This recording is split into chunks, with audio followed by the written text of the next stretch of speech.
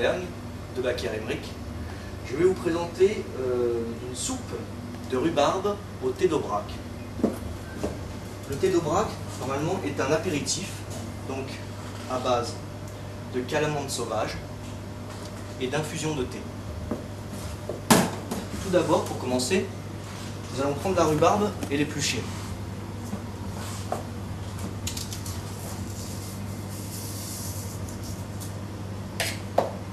Donc, prendre le couteau et enlever la peau délicatement sans abîmer la rhubarbe.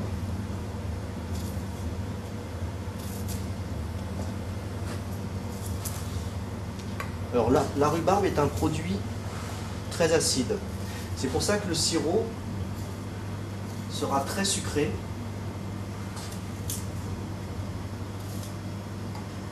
Voilà. Donc nous épluchons notre rhubarbe. Ensuite, nous allons démarrer le sirop.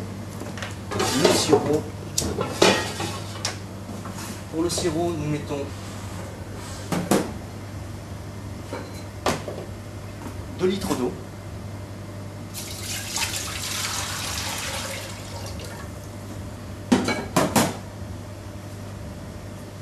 3 décilitres de vin blanc et 400 g de sucre.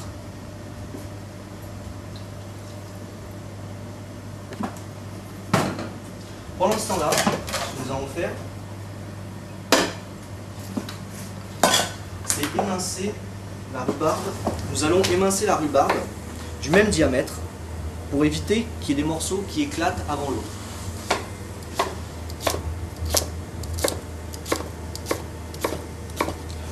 Une petite autre.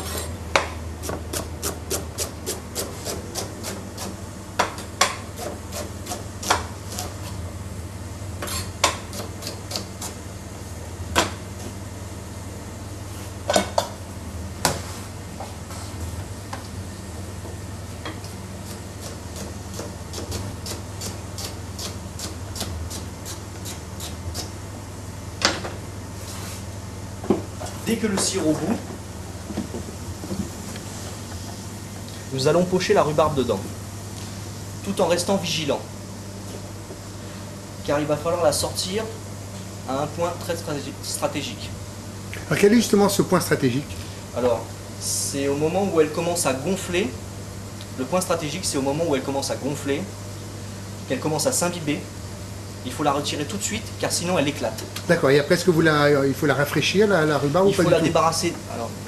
Il faut la débarrasser très rapidement dans une plaque très grande, justement pour pas qu'elle soit entassée, et refroidir tout de suite. Le sirop de même.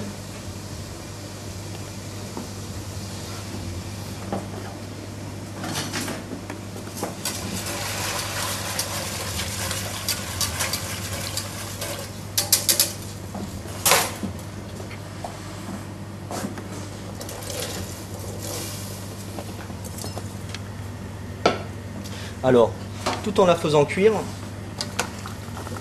on peut la remuer légèrement. On peut la remuer légèrement.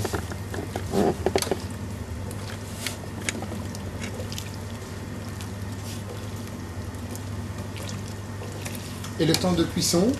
Bon, le temps de cuisson dure à peu près, on va dire, 5 petites minutes. Donc en fait, il faut rester à côté du... Il faut rester à côté, hein. Ça va très très vite.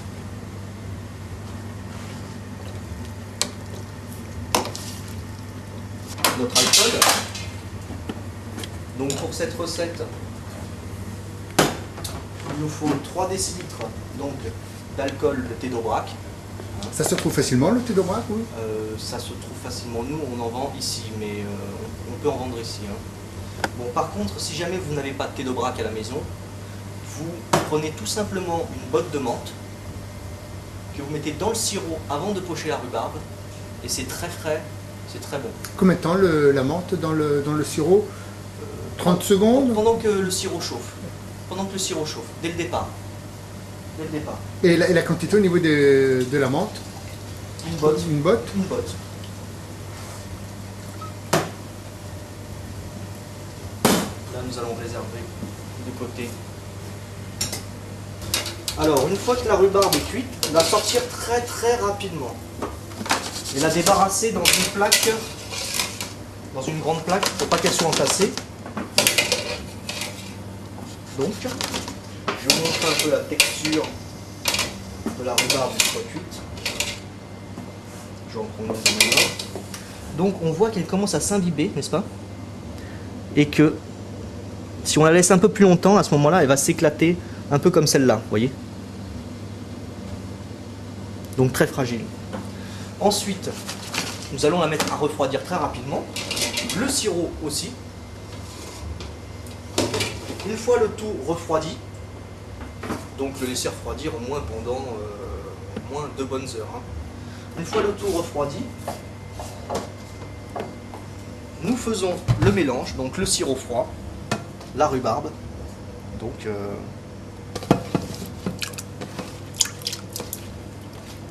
voilà. Alors si le sirop est un petit peu rouge, c'est parce que en fait la rhubarbe a déteint légèrement. Et là nous mettons nos 3 décilitres de thé d'Aubrac. Et j'ai plus qu'à vous souhaiter un très bon appétit. Je vous invite à déguster cette recette de la soupe de rhubarbe au thé d'Aubrac en salle.